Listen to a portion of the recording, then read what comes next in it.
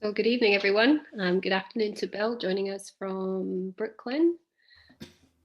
Our next installment of Speaking of Seeing.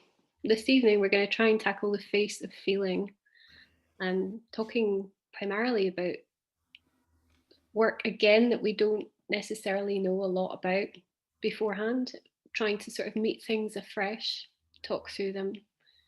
But anyway, hi, Bill. Hello, Sandy. How are you? I'm fine. So we've done quite a few of these now. Yeah, this is number three. Mhm. Yeah, And we've obviously spoken many times anyway on camera about things that either you, I, or both of us perhaps feel that we know quite a lot about. yep. But with this stuff, I think we're really, yeah, we're really new to it. So Well, you like the idea of coming in fresh, so I'm on board for the ride. We'll I we'll do see what we because come up with. I think as most of our watchers probably realise is that I always feel that there's a lot more to be said about things we see than simply what we're told to say back. True. Not everything has to be received. Some things are tacit. Mm, we don't have to always take that information that we're Yeah. given. And I also think that if you and I are coming cold and looking at a piece or two of art or a few works of art and discussing them, in some ways it's less about the art than what they create in us that we end up wanting to discuss. So it's a free form conversation. The art is just the thing that kicks us into gear, I think. Yeah, but also, of course, I'm going to get my tuppence worth in for teaching Of to say course you are. that, actually, there are lots of models for how one can analyze, and to be so prescriptive with how one sees is maybe missing out on a wealth of what one also could feel and respond with, as, or to in anything we observe. So this is the image that kick-started our particular conversation this evening. Yeah. It's it's funny. I keep a file on my Dropbox folder called inspiration, and whenever I see photographs or paintings or anything that I ever find where I think I see it and I go, "Ooh, that's kind of nice," whether it's the pose or the color or the style of it or something, I drop it in this folder, and if I feel like I need something to kickstart me, I'll just flip through the few hundred pictures in that photo in that file and find something. And this is one of them that was in there, and so that's why I sent it to you last week. There's something that happened. I think some could argue with the advent of photography in the first place, right? That painting was no longer required to accurately reflect what was in front of them. They could start being a little more abstract with people.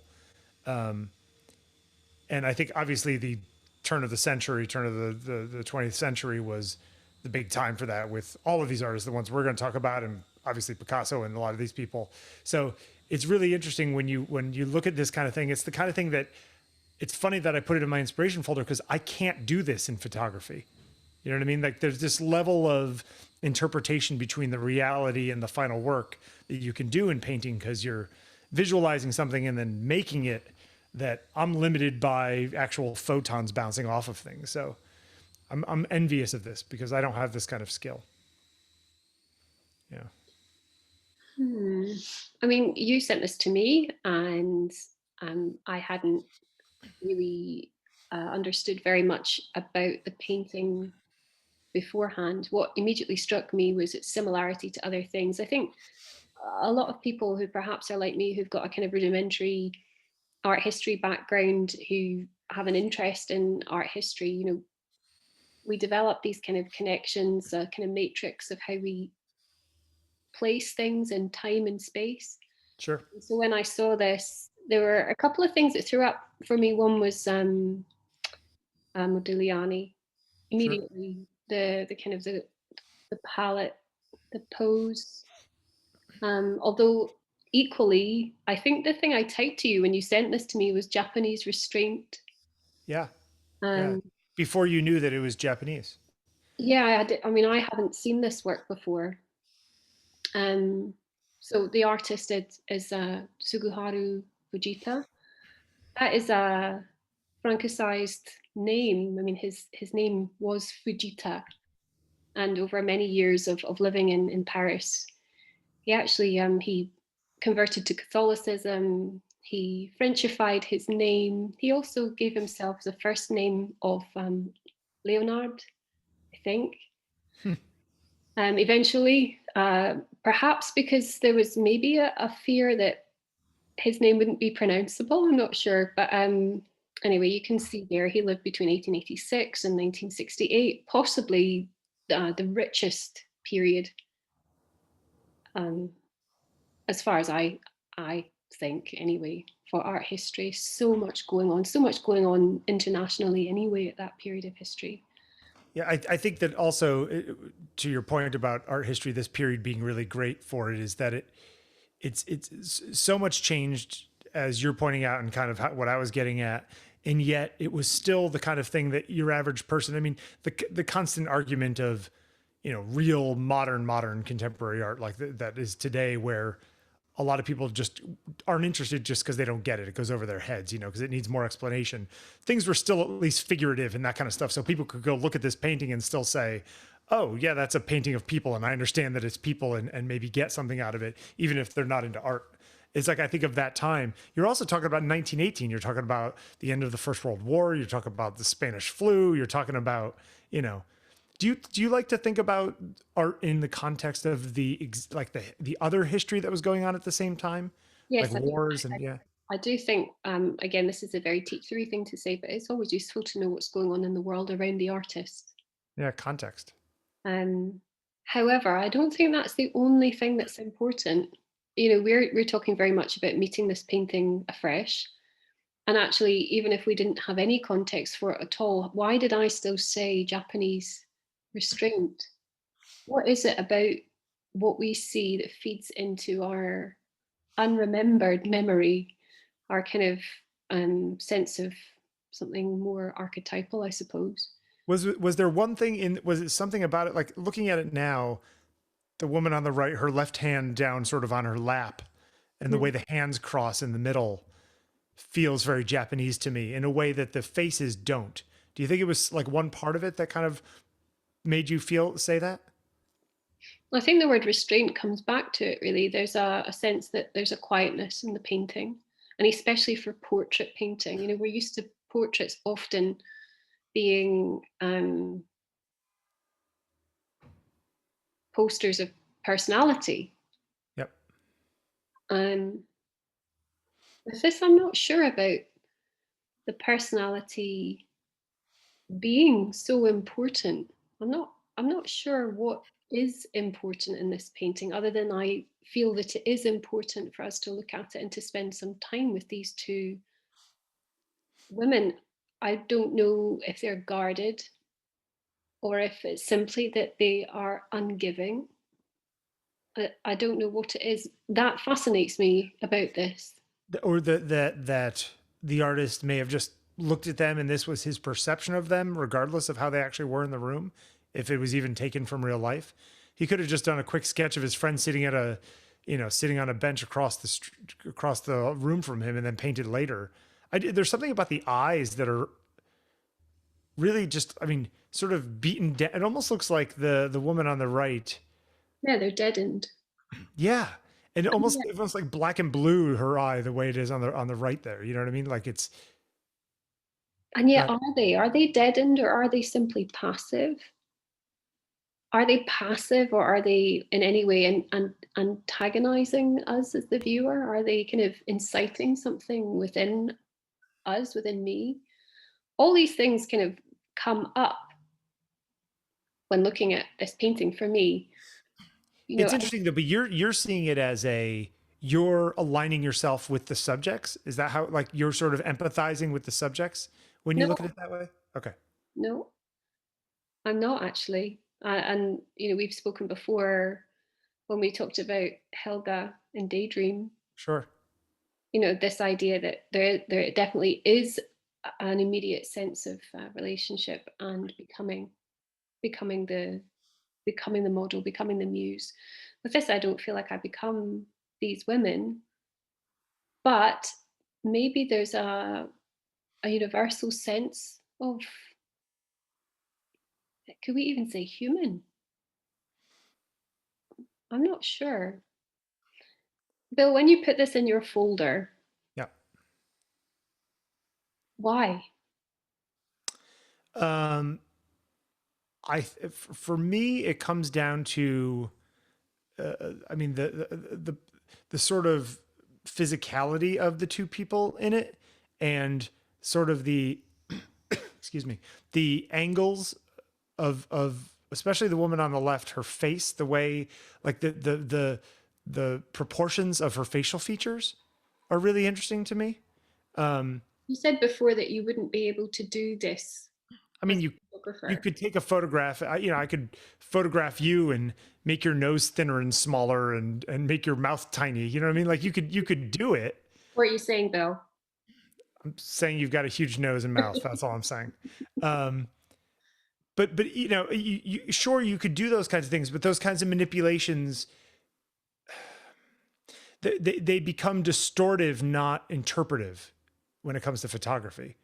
So it's like I really am. I look at this kind of stuff and I feel like I want, as somebody who has been known to make portraits, I want to be able to have this sort of influence over my subject in the way that I portray them. And you can't. It's like there's just something that you can do in painting. There's also like this flatness to it all, even though there are these almost. Do you ever use a ring light, like a strobe ring light or a ring light to take pictures?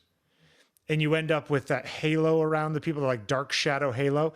It's almost like there's a ring light around them. I don't know if you notice the way the shadows are, especially all the way around the woman on the left. Well, I did wonder if this also fed into a kind of Japanese aesthetic. I know that Fujita used ink. He used traditional, more kind of traditional Japanese ink application methods in a very Western painting style. Yeah, this feels very sort of line drawn and then painted in kind of. Yeah, but also the other thing I wondered about it is this element of almost like a supernatural otherness. That thing you're talking about, almost like the halo. Like, what is that? Is that some part of the character or the spirit, or however one might speak of it, Oh, that, interesting. that is actually taking us further than the flatness that we may perceive? I mean, you and I already have talked about like deadness and that very withdrawn, maybe seeming personality, pure personalities. And look at the length of their necks. Yeah, but is all of this signaling something to us? Yeah, I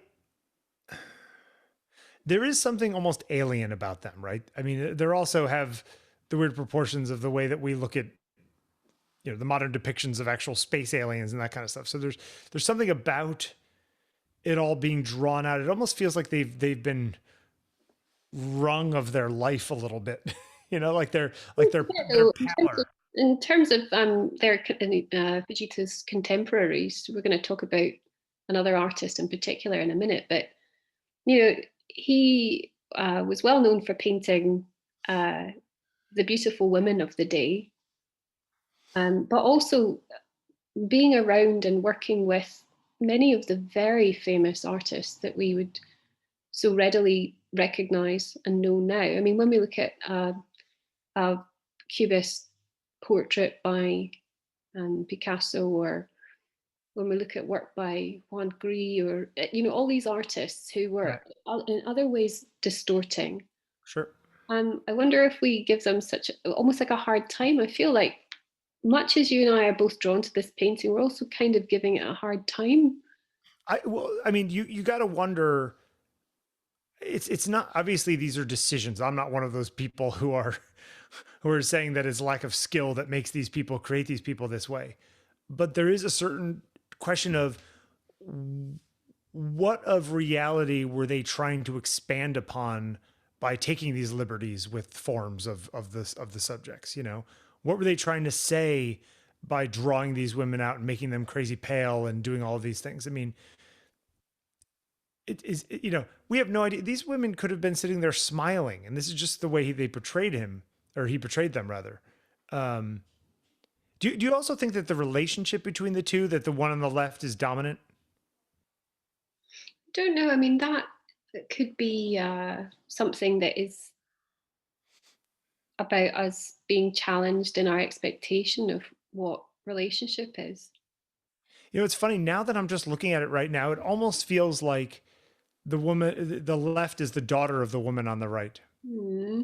And don't forget, there's a lot of control exercised in that quiet, steely gaze. Sure, I would love to see this up close just to see what those eyes look like in more Yeah. detail. Yeah. I There's mean, more to it. we're going to look now at this painting, also by Foujita. It's a portrait of Jeanne Hébuterne, um, who was the muse and partner of Modigliani. Do you look Have you ever been painted in an abstract way? only at art college, along with everybody else in the class. And how did you feel about it when you saw the results? I'm going to answer more. I remember being a teenager and being on holiday with someone who liked art as much as me, and she made a caricature of me. And so rather than in the art class, the kind of the exercise of being taken apart, the caricature I found very difficult. I remember us having a bit of a fallout about it. Because you didn't think it accurately represented you, or No, because I was so um, maybe frightened by its starkness and the way that the things that were completely accurate, how though accurate in one way, the choice of distorting those particular elements of me made made fun. It felt as if made fun of things in me that had no kindness in it. well, I think that's caricature in general, but Of course it is, but I don't see these as caricatures, these paintings. I don't see a yeah. parity really between these being unkind depictions of women who are in any way loathed or misogynized or Yeah. something like that. It really, I just imagine at the time when these things were getting made, if you were Jean, like how that would feel to be painted by all these different people. Do we have any idea what she actually looked like? Yeah, in fact, I did originally in the presentation put a photograph she made of herself. She was photographed. She was very beautiful. Um, she was very young. She met Modigliani when she was 19. Oh, She fell in love with him. He was just slightly older. I think he was 3 years older. okay. She quickly became pregnant. Her parents were petit bourgeois parents. They were horrified. He was a Jew from Livorno. They were Catholic. There were Yeah. lots of things that were stacked against them. He was also a famous womanizer, and he was a drug addict and an alcoholic. Lots of those things tend to overshadow the history of Modigliani, but really, there's lots of account that would suggest she actually was sort of as his soulmate. He believed her to be his true love. Hmm. Um, and in looking at her, I wish I'd kept it on the slides now so I could show you. I'll show you later. And everybody listening, if you want to, please do look. She made some photographs herself. I think she was an art student, um, and talented, uh, very kind of skillful photographer. But the self portrait she's made reveals beautiful skin, hair, just glorious, really. I mean, she met a terrible end as well. I don't know if you know that when Modigliani eventually died from TB, she took her own life immediately. She was 8 months pregnant with their second child. Oh, wow. She Well, that's jumped just from her horrible. parents. She jumped from her parents' fifth floor apartment in Paris. She realized she couldn't go on without him. anyway, I mean, I'm doing exactly what one hopes doesn't happen with Modigliani, which is that this context does rather You judge overshadow, all of it based on the context. Yeah. it does overshadow then how we may see paintings. I mean, Foujita painted this young woman. They spent time together in the south of France as couples with other artists as well. Um, she was much admired for her beauty.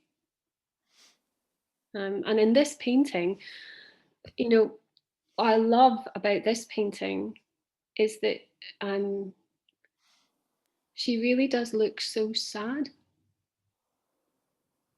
And there's something so romantic about that. Obviously, here am I again saying let's not overshadow with context what we see, but I can't help knowing who she is and how she died. And You equate romanticism and sadness. not always, but in this case, I think obviously there's something of everything in romance, and equally there's something of everything in sadness. Yeah. It just, you know, it's, you know, the old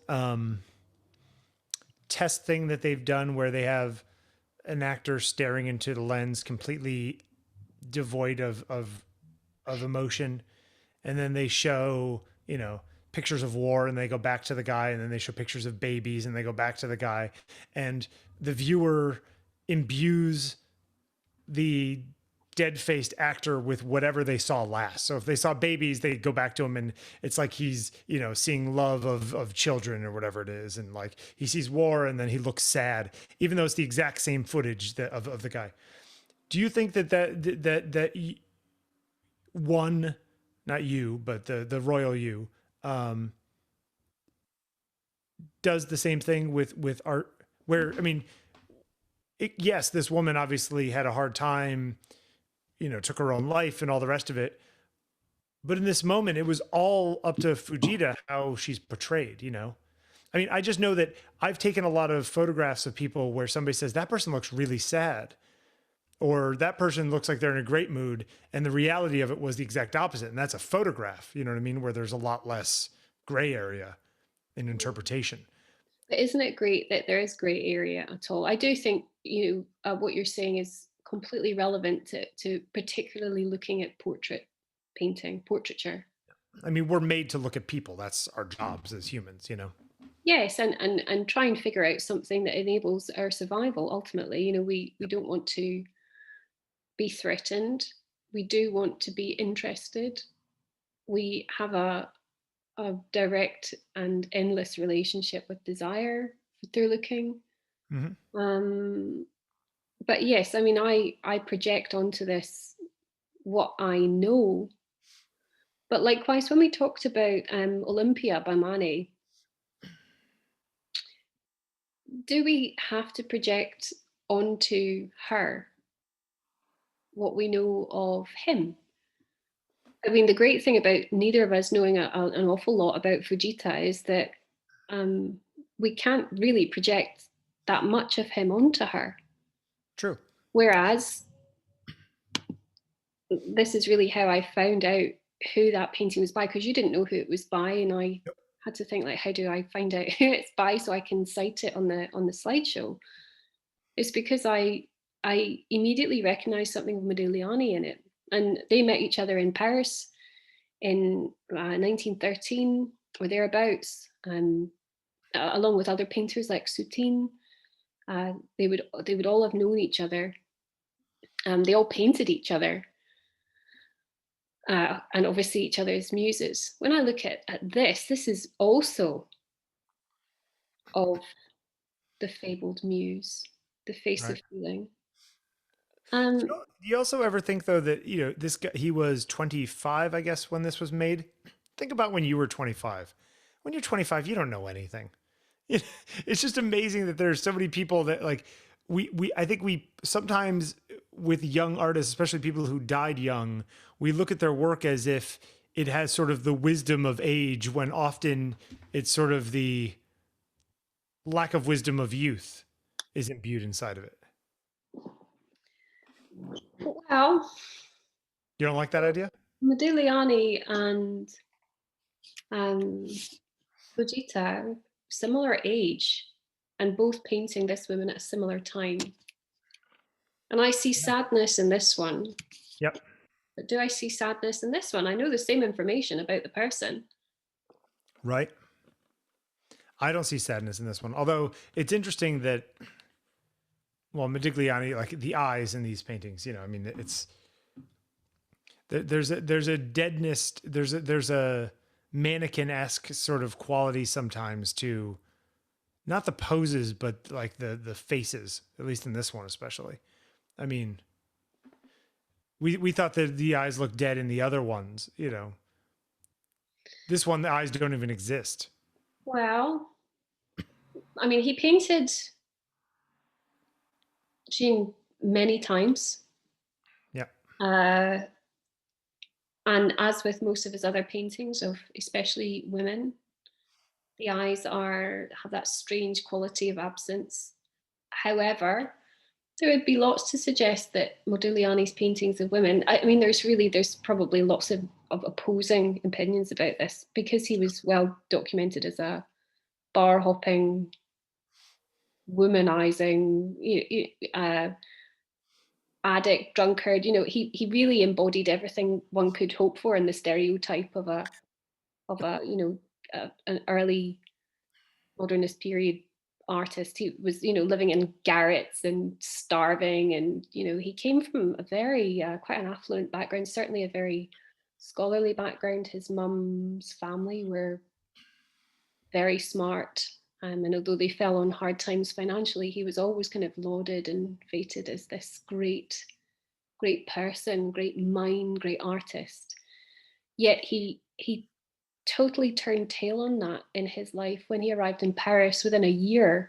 Again, there's lots of evidence that shows that, people who'd known him when he first arrived, there's like a lovely anecdote. I have to try and remember this to get it right as much as possible, but he stepped off the train having been in the second class carriage in the most beautiful cut suit and cape, cloak, and pronounced on things. He's very opinionated, apparently, pronounced on things to do with other people's gait and demeanor.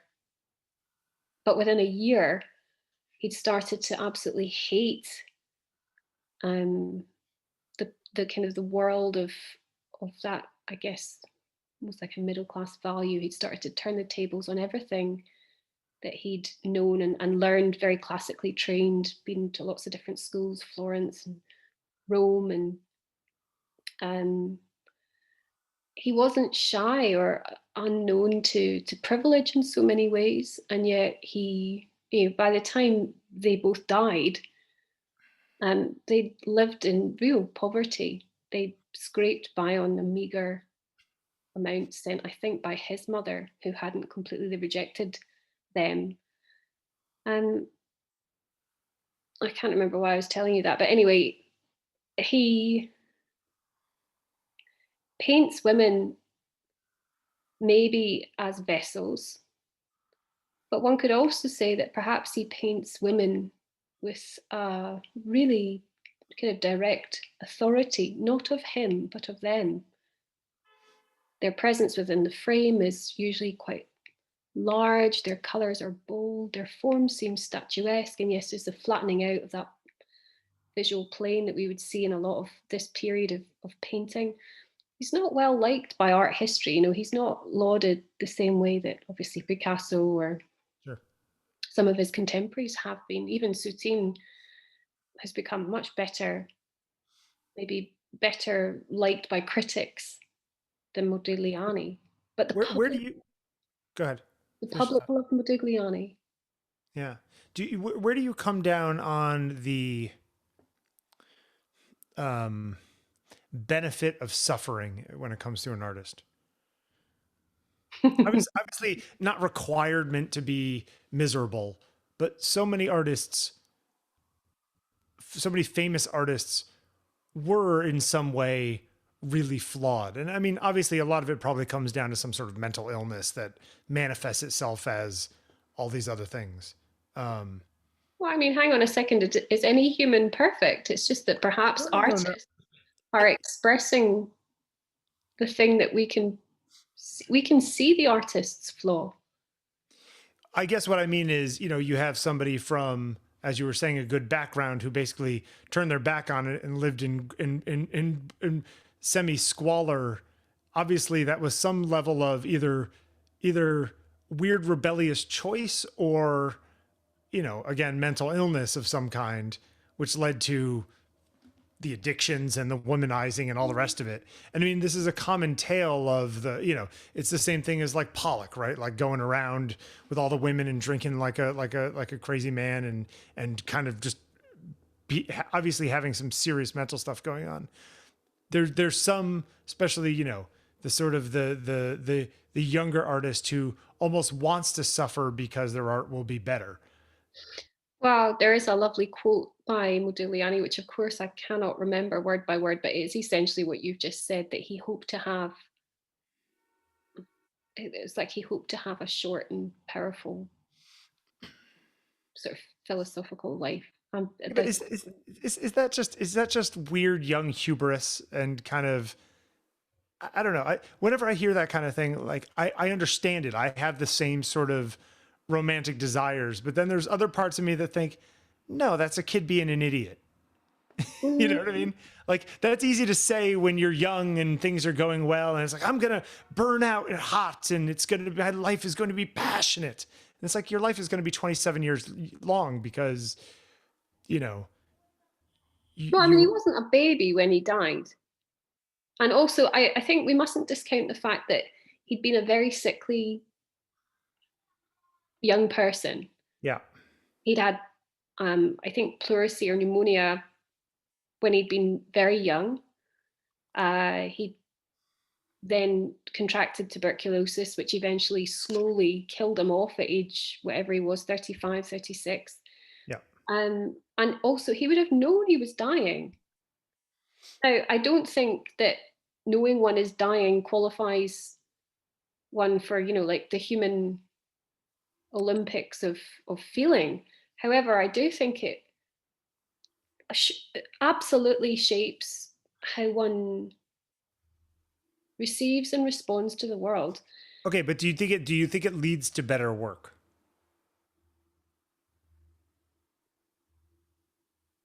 You do ask impossible questions because had he not had the experience he did, he would not have been who he was, in the same way that if Oh, I had exactly the same experience as Modigliani, and if I had known his pain, if I had known his joy, I would be exactly the same as him. yeah. I guess my point is more in there are circumstances obviously in people's lives that they can't control. I think that there are other people who sort of create the trouble to create the myth, to create the rapture, as it were. I don't think he had a death wish. Yeah. Well, I also, it's right to point out that he was not. I said earlier that he was liked by the public. I mean, he's liked by the public now. I mean, he's one of these artists who's, prints of his work you'll find all over the place. It's kind of almost populist, but Sure. he didn't sell his work widely.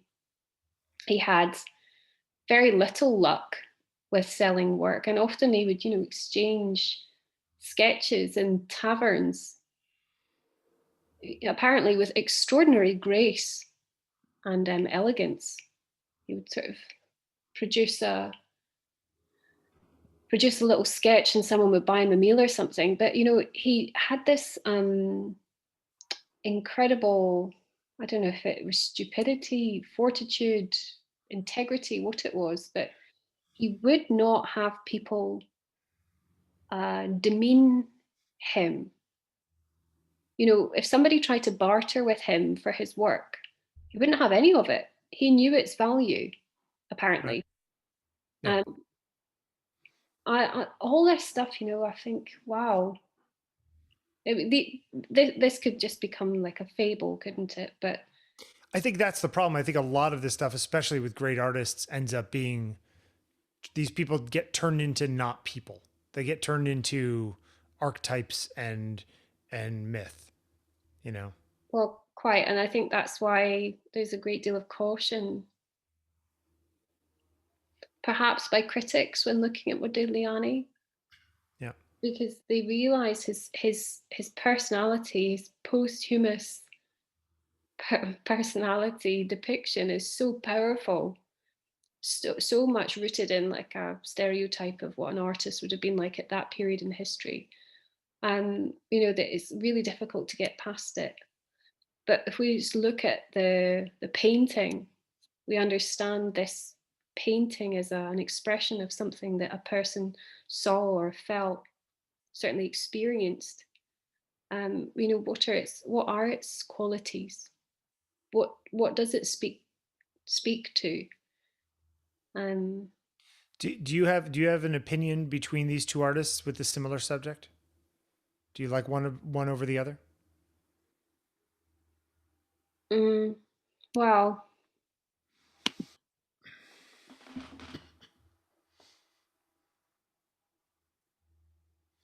I'm going to write down my answer and put it in this envelope and seal it so that I can. I think I'd need to spend a lot longer with both these paintings, the same woman, or indeed with any of Modigliani's paintings of Heburterne. I think this particular image is very striking without context.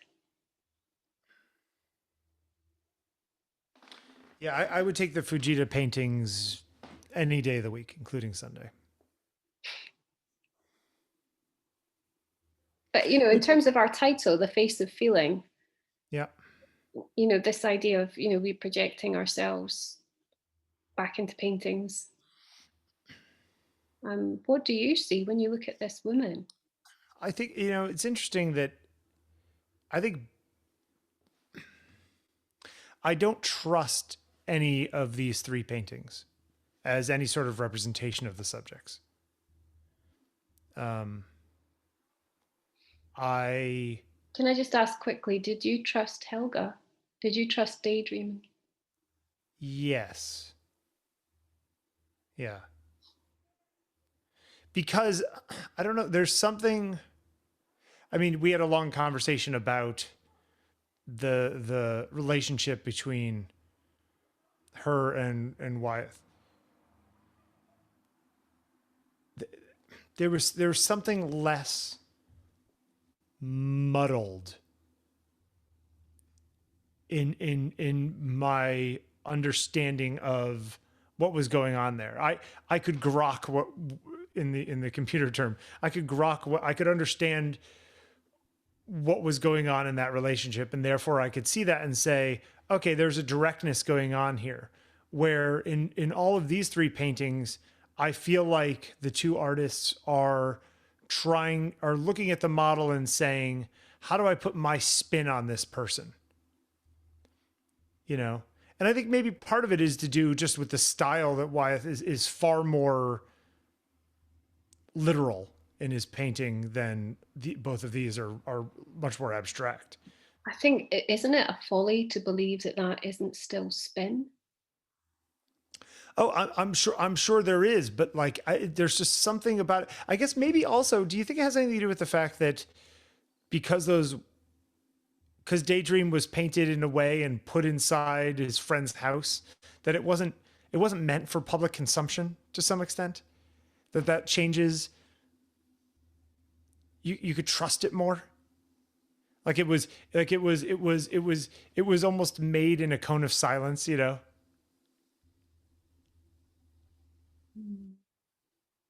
I feel like both Foujita and Modigliani are trying to project themselves. They're not trying to project the subject. I could be wrong. This is the way that. But this is a very interesting point you're bringing up. Do we trust do we trust what we know?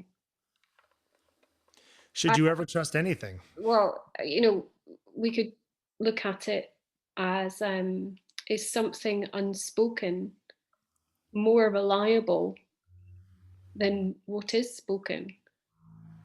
Oftentimes, yes, I think.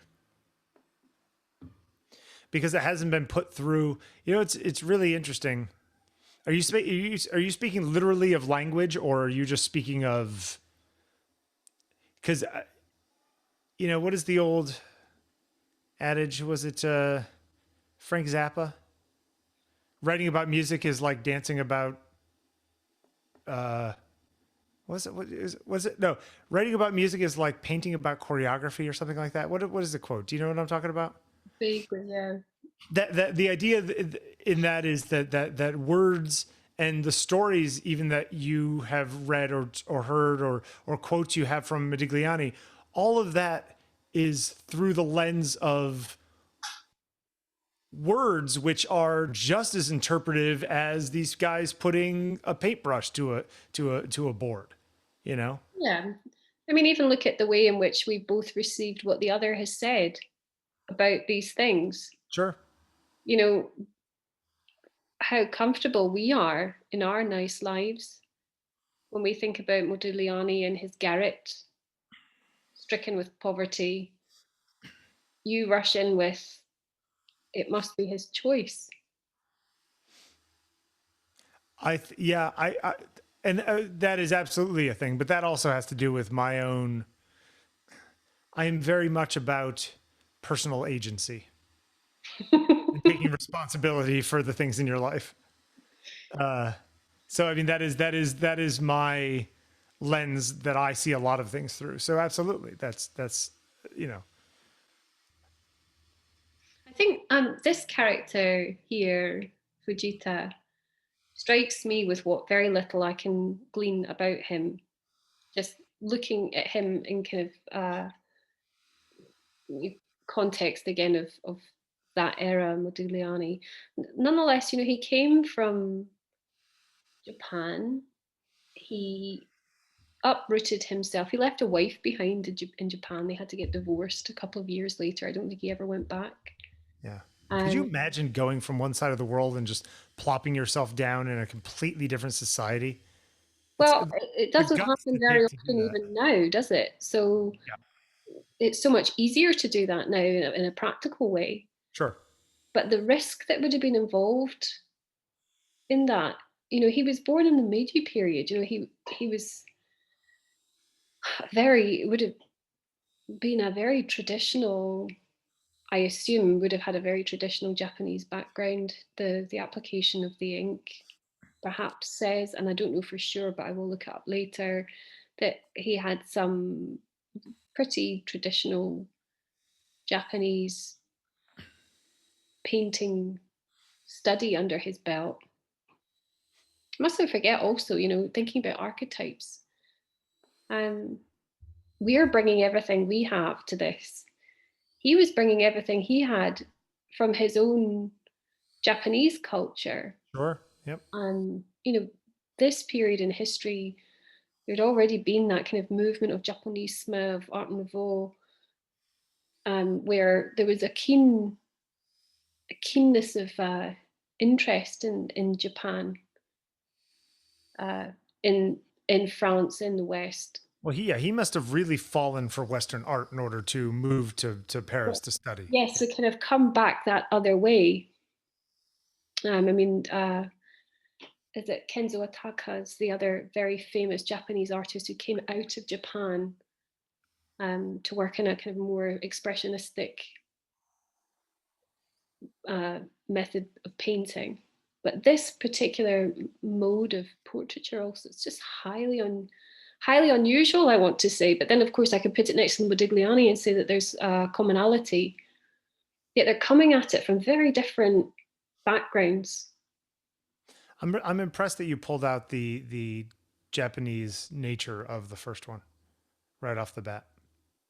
But if we go back to it, I don't know if people watching, you could put it in the comments, but what do we see? the face of feeling. What do we feel when we see these faces? Do we have an immediate kind of an arrow strike through our heart, some kind of something rooted around in the back of our minds? We're not even conscious of it. Where does that come from? I mean, it's really interesting because when I look at a piece of art like this, it's especially if it's a portrait, which I know is odd for somebody who's a portraitist. I don't think about the people at all. I don't think about their emotions. I don't think about what's going on in their heads. None of it. Like they are, it's like a still life that happens to have humans in it as some of the elements. I look at it completely from a compositional point of view. I remember this being deeply shocking to me when I first met you, and I Yeah. talked to you about You're very dancing. upset about it, I think. Yeah, I found it really hard. But again, I have to go away and look at myself about this. This is much more about me than about you, Bill, when I react in that way.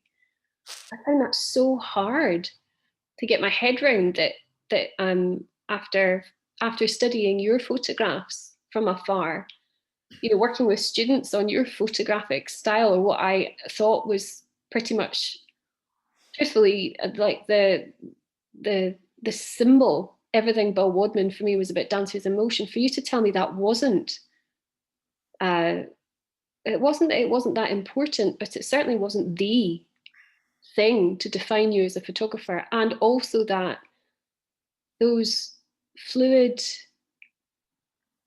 shapes and forms were exactly that. Whereas I'd read into it all this kind of poetry and Which is why when you and I discuss these other paintings and you talk about Foujita and Modigliani and what they're putting into things, you're seeing it from that same point of view as the way you analyze me. I'm putting myself in the place of these two guys and thinking they weren't thinking about any of that. They just had an interesting looking person in front of them and they were doing their thing, and they weren't thinking about the person. They were just thinking about how that shape looks on the page. yeah, Both there's the correct answer is probably somewhere in the middle or somewhere along that spectrum, and you and I are just at opposite poles. hang on a second. You cannot use the word correct.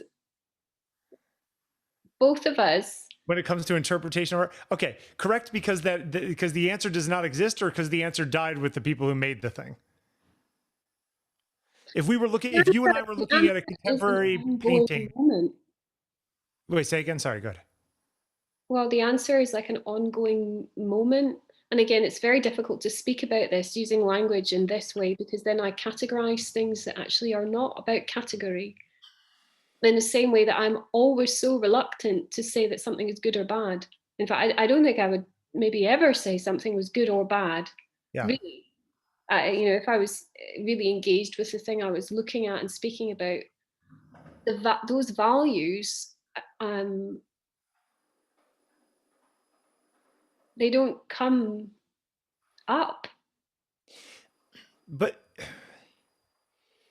yeah, no, I mean this is your very sort of fluid gray, and I don't mean gray as like drab. I mean just gray as in not black or white worldview. Yeah, like that you don't want an answer, that there is no answer. You enjoy swimming in the unknown of of that analysis. Like I feel like you enjoy interpreting, not knowing, reinterpreting, not knowing, having somebody else interpret, not knowing, and just sort of bouncing those ideas back and forth. That is satisfying to you. Hmm. Where for me, I want to bounce back and forth so that eventually we come up to some decision and there is an answer and we can stick a stake in the ground and write on the side of it. You don't mean that, Bill. I do. It's the it's the same. Okay. This is a little aside. I listened to this. This podcast about World War One that the MacArthur Foundation does, which is MacArthur was a big general, and there'll be episodes about the Great Migration of Black Americans from the South to the North during World War One. There'll be another episode about how Eisenhower was commander of fort that was on Gettysburg, where the big battle of Gettysburg happened. Then the next episode will be about General Fuchs in France and how he won the war and all the rest of it. And it's like, I want to get all of this analysis so that my picture of what World War I was, I'm seeing it from so many different angles so that I can walk around it and look at it from all the sides. Because I want an answer, which is that thing in the middle. And it's never going to be complete. It's never going to be perfect. But like the more information I get, the clearer that picture becomes, the more in focus it becomes. And the more in focus it becomes, the more satisfied I become. I don't like having ambiguity, you know? I like answers. I don't like ambiguity. So it's a difference between how you and I just see the world. Mm. It's fascinating. I mean, it's what makes our conversations more than just two people, blabbering on. We are just two people blabbering on. Oh, that's true. Yeah. But I would say this about looking at things, no matter what we or you can identify as our analytical style, again, coming back to this point of privilege, that we're in such a position of privilege, being able to see these paintings, Yeah. having the tools in our minds to go there, to go anywhere with them. I really hope that for people interested in art, or any of my students are watching this back, this is like an ongoing life story. It's a continually yielding thing. That's again not to in any way contradict what you've said about how you want to look at this and find answers. Yeah. Because in finding answers, then perhaps is a path to yet further answer, if that's the way one wants to look at it. Sure. Yep. But certainly that I was speaking to a friend the other day, and I was trying to work out how I felt about the past being dead or alive. Mm-hmm. And I wonder if I think the past is actually alive, And I think it's dead. and that painting to me, though it is past, and so many people would say that therefore is closed, that there's still like an infinite potential in any direction in time. Yeah. See, where I see these paintings, this painting made in 1918, as sort of a crystallized moment that we can look at and we can tease apart, and it tells us so much about when it was made, how it was made, who made it, why they made it.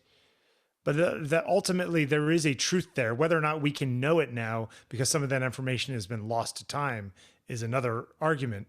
But it's not in dispute that there was something going through Fujita's head when he made this painting.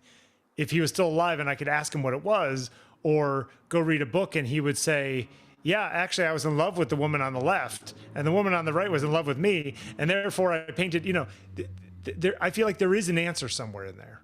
But can I even just suggest this here? If we could conjure up Fujita, if we were, very special spiritualists, mediums, calling him up, Yeah.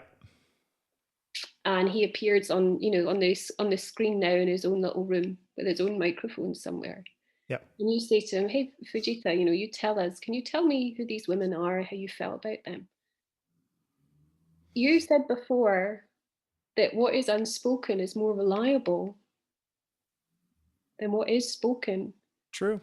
And therefore, even in seeking those answers from what you consider to be the source, this is sourceless. I wonder with art, where we try and pin art to the maker, and we Yep. see the maker as the artist, and then we stop at that. I would say that the answer he would give us would be a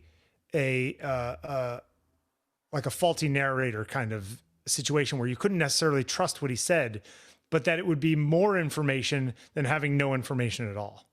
And I feel like that's how we're going into it now. But don't forget, oh my goodness, I just saw my mother on screen there with the finger up. Don't forget, Sandy. That we are looking for answers in information. Information isn't wisdom. True. I think that it's the building blocks of wisdom. Hmm. Here's my, okay, one last question before we wrap this up. If he was here and we did ask him, I feel like there's a little part of you that would say, don't tell us the answer. I don't want to know what the answer is.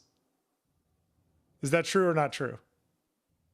I don't think I'd be able to get a word in edgeways, to be honest, because you'd be telling him or asking him, like, what do you mean? Tell me more. I want to hear all about it. Come on now. Yeah, go listen to an episode of Pals with Bill Wadman to understand that.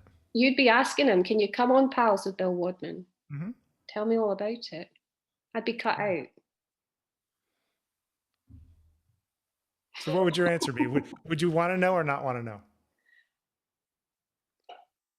It wouldn't, it would make a difference only in as much as whatever happened would be interesting. Okay. That it would just be a new experience, not an explanation of an old one. Continually yielding. Fair enough. What are we doing next time? You got a plan for the next one? No idea. Okay. Bill, it's been a pleasure. Thank you, Sandi. Bye. Bye.